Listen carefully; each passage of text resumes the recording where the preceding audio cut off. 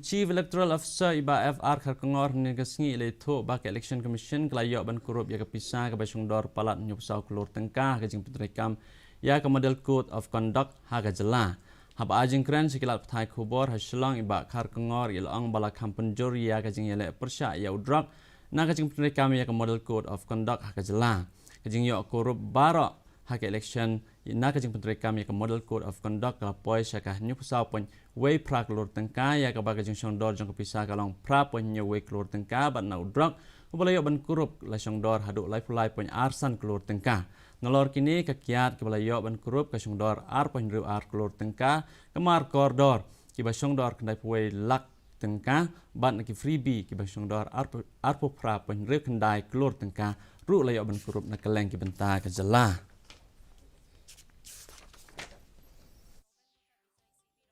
As on date, as on yesterday, the total seizure amounts to 74.18 crores,